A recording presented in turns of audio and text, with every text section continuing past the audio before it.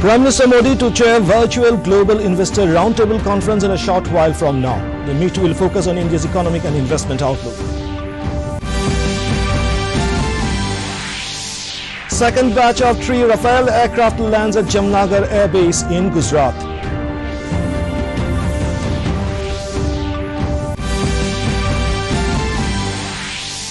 COVID-19 recovery rate in country improves to 92.20%. Northeast COVID scene also improves.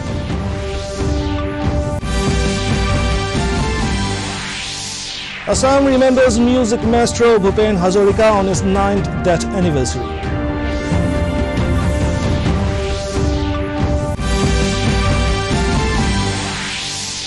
An autumn session of Meghalaya Assembly begins amid COVID-19 protocols.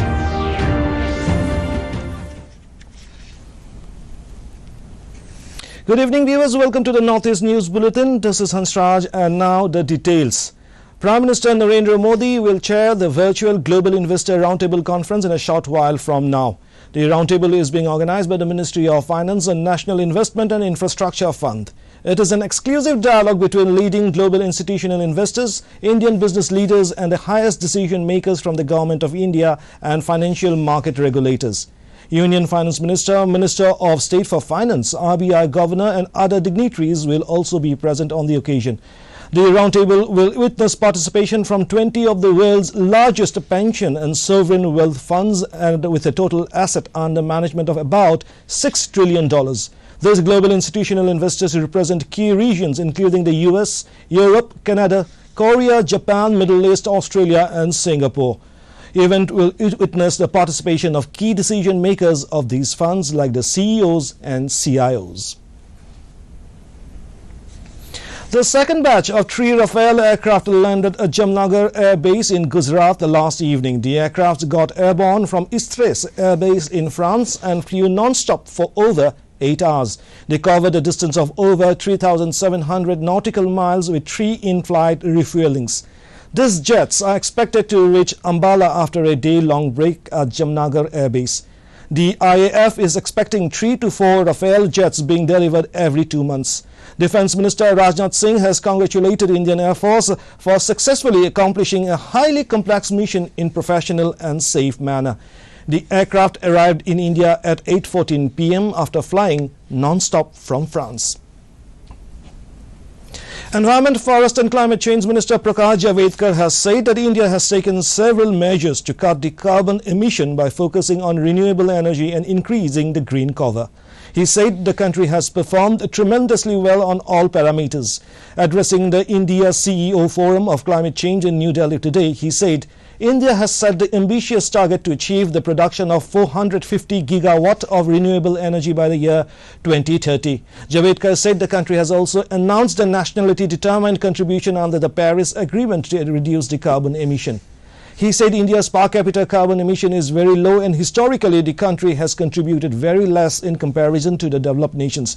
The minister said climate change is an important matter and coordinated effort by all the countries are needed to tackle this problem. That has caused climate change, and our responsibility in historical emission is just 3%.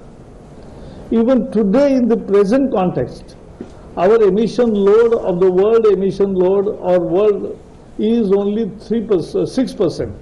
So that is also, we are low in the present context, we are absolutely low in the historical context. In Bihar, campaigning for the third and final phase of assembly elections will end this evening. In this phase, 78 assembly constituencies spread over 15 districts of Simanchal, Kosi, Tirhut and Mithilanchal will go to polls on Saturday. Polling for the by-election to Balmiki Nagar Lok Sabha seat in West Champaran district will also be held simultaneously in this phase. In this phase, BJP is contesting 35 seats and its partner Janata Dal United in 37 assembly constituencies. In the opposition Grand Alliance, RJD is contesting on 46 and Congress on 25 seats. The last day of campaigning is witnessing hectic rallies, public meetings and road shows of star campaigners and senior leaders of all major political parties. BJP President JP Nadda addressed the public meetings in Hayaghat and Jale in Darbhanga. Senior BJP leader and Defence Minister Rajnath Singh addressed election rallies in Benipatti and Balarampur.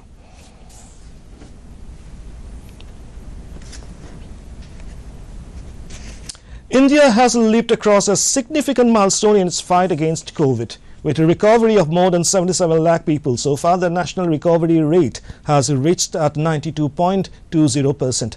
With overall recovery of nearly 77 lakh, 12,000 patients, the recovered cases in the country stand at nearly 15 times the number of active cases. Over 55,000 patients recovered and were discharged in the last 24 hours, whereas the new confirmed cases reported in the same time span stood at nearly 50,000. The active caseload of the country has also fallen below 6.5%. The total positive cases in the country today stands at 5,27,962, which comprises merely 6.31% of the total reported cases. With a high number of COVID patients recovering every day, along with a steadily falling and sustained low mortality rate, India's trend of registering decreasing active cases continues. The Health Ministry informed that 704 case fatalities were reported in the past 24 hours, of which nearly 75% are concentrated in 10 states and union territories. In Corona update from the Northeast, in Arunachal Pradesh, with 29 new cases, the total number of active cases has reached 1,645 with 43 deaths. In Manipur, the number of active COVID-19 patients is now 3,698 with 187 deaths. In Meghalaya, the number of active cases is 959 and the death toll is 90. In Mizoram, the active cases stand at 521 with 2 deaths reported.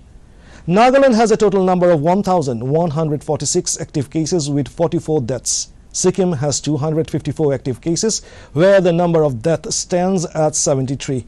In Tripura, there are 1,339 active cases with 353 deaths.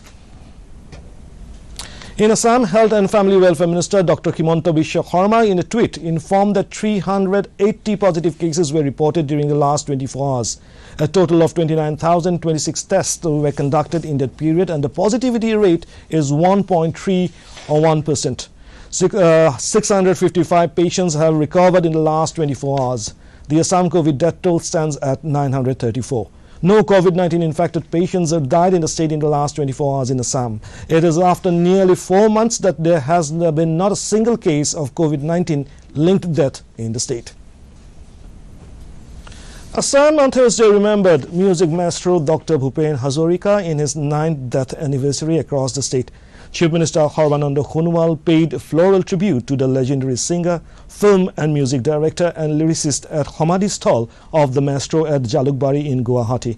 The Chief Minister said that Bharat Ratna Bhupen Hazarika was an institution by himself and endured all by his unbounded love for humanity. The Cultural Affairs Department of Assam government has organized a cultural function in the evening at Rabindra Bhavan in the city.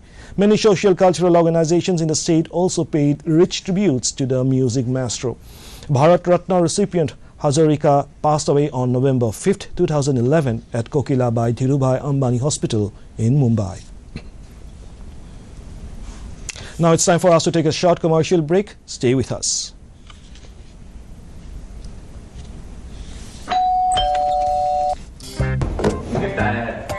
अरे वाह, legend की bat. इससे तो मैं खेलूंगा। Future batting legend है। इसमें जिसका नाम लिखा है, बैट उसी को मिलेगी।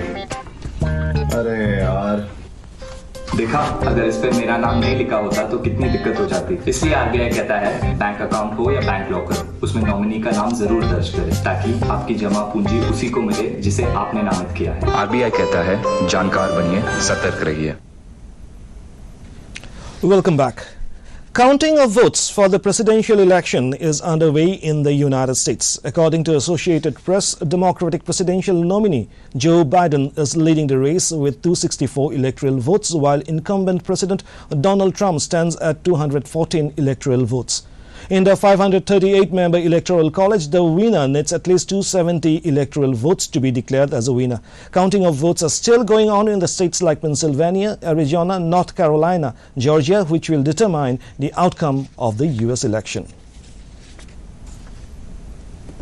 The 5 days autumn session of Meghalaya Assembly begins today.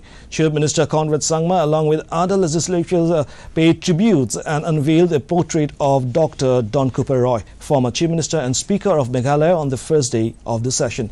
According to a notification issued by the Commissioner and Secretary of Meghalaya Assembly Secretariat, there will be no session of the Assembly on November 6th on account of the Wangala Dance Festival. The session would conclude on November 12th. The Opposition Congress is all set to raise different issues pertaining to COVID-19, illegal transportation of coal and alleged corruption in Garo Hills Autonomous District Council during the 5-day session. An assembly official said that strict adherence to the COVID-19 protocol during the session would be ensured. Wearing masks and maintaining hand hygiene and social distancing have been made mandatory. The Arunachal Pradesh government has decided to reopen schools for class 10 and 12 from 16 November across the state.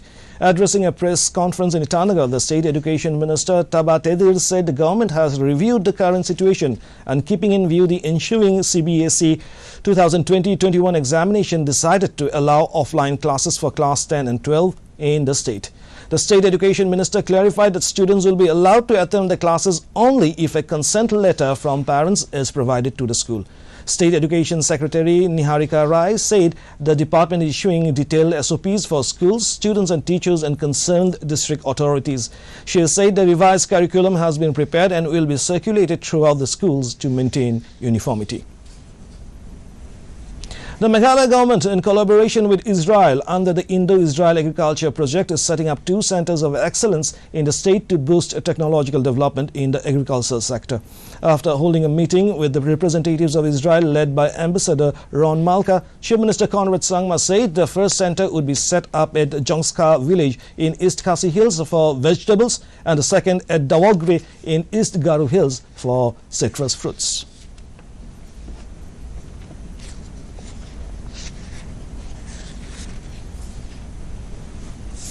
To the government.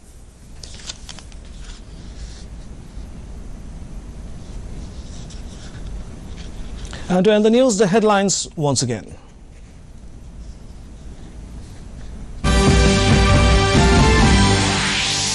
Prime Minister Modi to chair virtual global investor roundtable conference in a short while from now. The meet will focus on India's economic and investment outlook. Second batch of 3 Rafale aircrafts land at Jamnagar Air Base in Gujarat.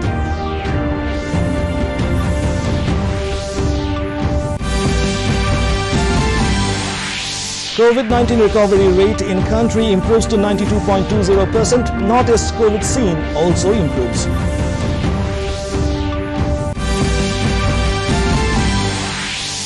Assam remembers music maestro Bhupen Hazarika on his 9th death anniversary.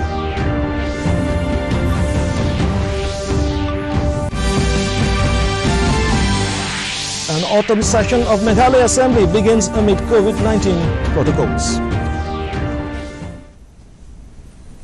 And before taking leave, viewers are reminded to maintain social distancing, frequently use soap and sanitizer, and properly use the mask for your own security. Mask Up India. And that brings us to the end of this evening's bulletin. Thank you for tuning in. Namaskar.